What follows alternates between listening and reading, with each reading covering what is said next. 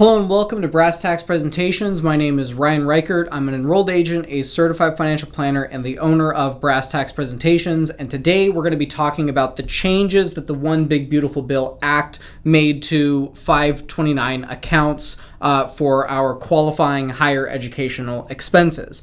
Now, what they've done here with some of these changes, because there are a few that we're going to talk about in this video, three really big ones. The first two changes impact the 2025 taxable year. The third change is going to be for 2026 and for all future years. So let's dive into it here. Our first big change is the expanded definition of our qualifying expenditures for secondary and elementary school education. So basically we're looking at K through 12. Now, historically, prior to the Tax Cuts and Jobs Act, taxpayers could not pull tax-free withdrawals from their 529 account to pay for things like tuition for K through 12 schooling, either public, private, or religious schools. Then the change that the Tax Cuts and Jobs Act made is that they added that as a new category. So now you could do your elementary and your secondary education. So again, K through 12. But it was limited to $10,000 for a given year, right? So if you've got a kid who's going to a private school, you're paying $40,000 a year for them to go to that private school. You could only withdraw up to $10,000 from the 529 account, tax-free, penalty-free on the federal side. Now, states have their own conformity issues. We're not going to get into that in this video today. This was a nice change, but really it was only benefiting those taxpayers who were paying for private school for their kids, right? Most public schools you don't have tuition for, and so it wasn't really a great benefit there.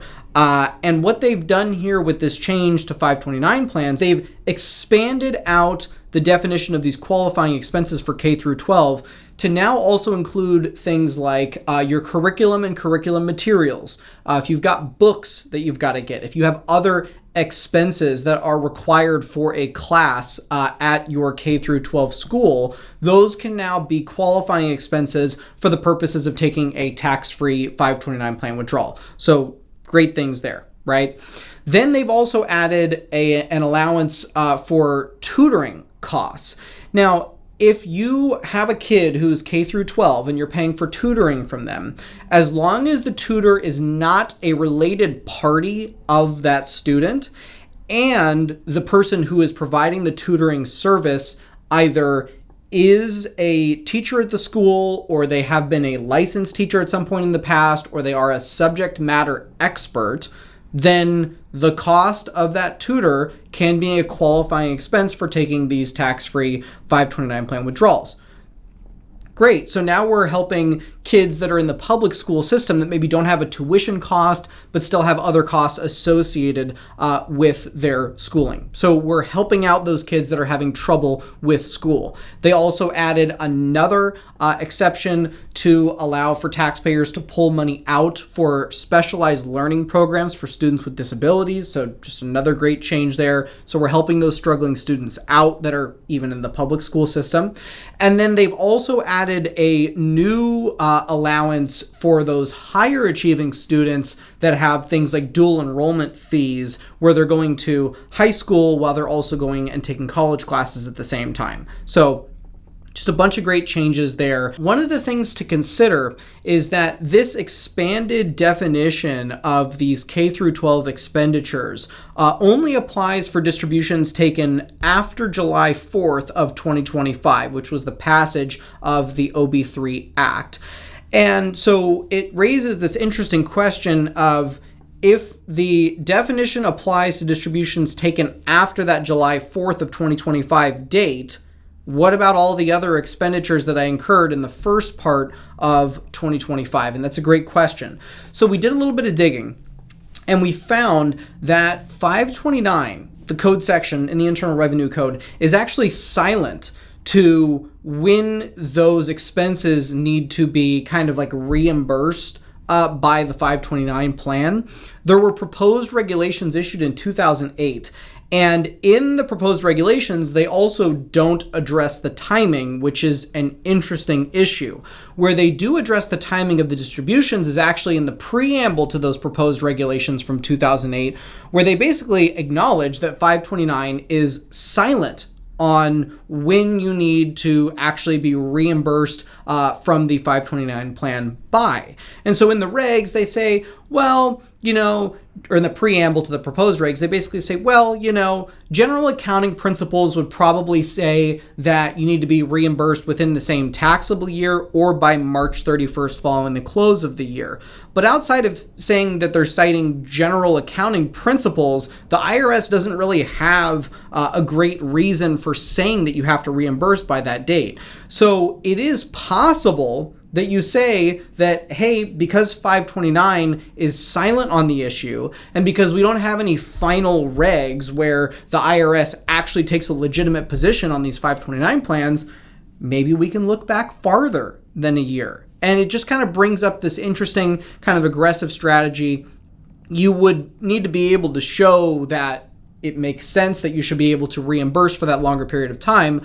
We have that kind of a setup with things like our HSA accounts where you can accumulate medical receipts over, many, many years, dozens of years, and then get reimbursed for it after the account has grown substantially in value.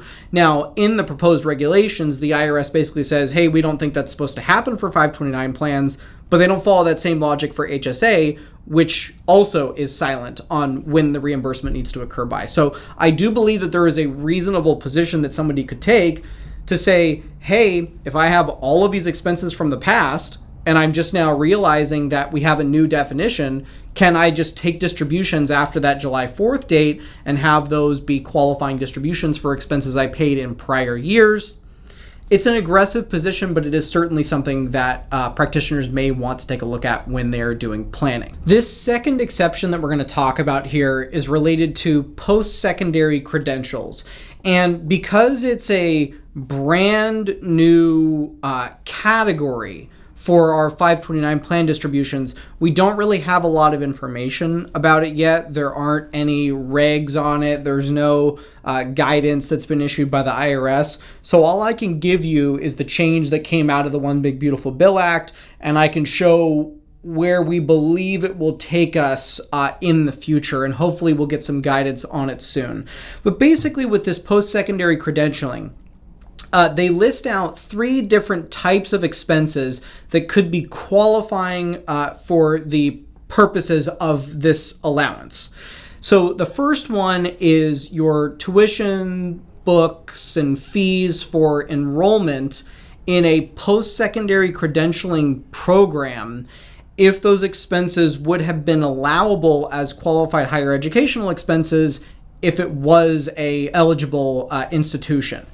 So that kind of gets a little bit funky. Basically what they're getting at there is they're saying, hey, if you're going for a credential and you have to go through a program to get that credential, then you can include the cost of the tuition and the books and the expenses related to actually going through the program to get that credential.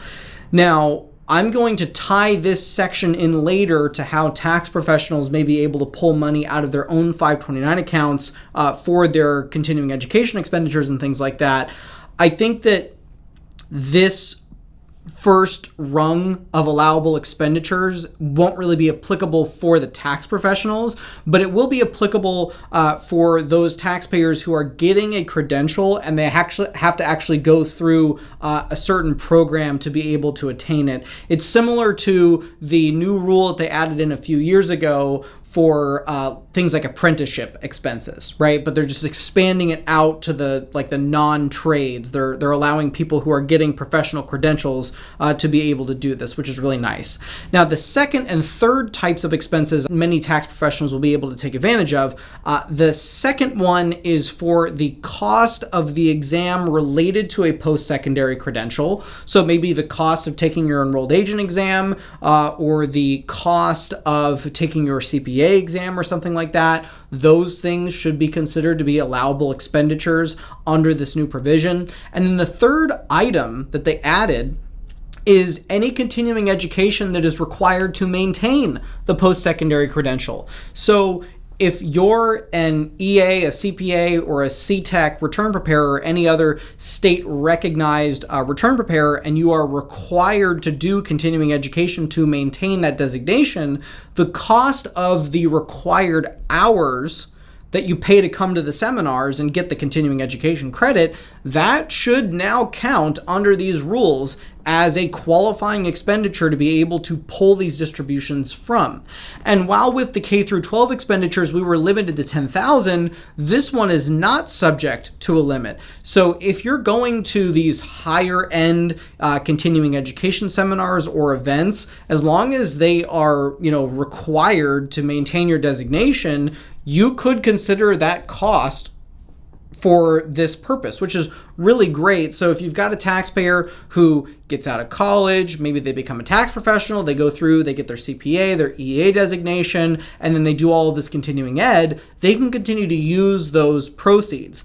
And I think what Congress kind of realized when they set up these 529 plans originally, a lot of people had overfunded 529 accounts and they didn't know what to do with the funds after that. So over the years, they've added, apprenticeship. They gave us the 529 to Roth rollover, but that's only up to $35,000 over the course of your lifetime. So by adding this post-secondary credential, you allow those people to continue to take advantage of their 529 plan funds over the course of their entire career instead of just in getting through school. So they are really kind of blowing up what we are allowed to use these 529 plan withdrawals for.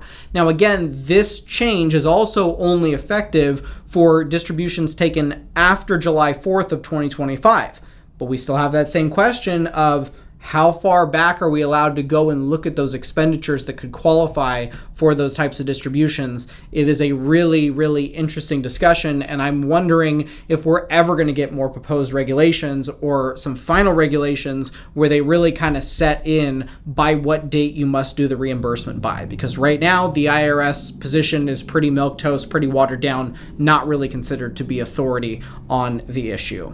So now we get into our final 529 plan change, which is not until we get to 2026. And that change basically says, hey, if you've got K through 12 expenditures, instead of your maximum amount being $10,000 that you're allowed to take tax-free distributions for, you'll be able to do up to $20,000 per year once we hit 2026 and for all future years. That number is not indexed for inflation, so it'll be $20,000 until Congress steps in and decides to increase it again. We want to thank you so much for checking out this video. If you want to learn more about some of the One Big Beautiful Bill Act changes that are coming for 2025 and for all of our future years, go ahead and sign up for our Update for 2025 Returns seminar. We are doing that in person all across the state of California at many different cities. If you like in-person education, that's a great way to get it done. And then we've also got our 2 new in-person events, one in Reno and one in Vegas. Those are 2-day events. If you want just the update, you can sign up for just the update in either Reno or Vegas as well. We look forward to seeing you all there. Thank you again so much.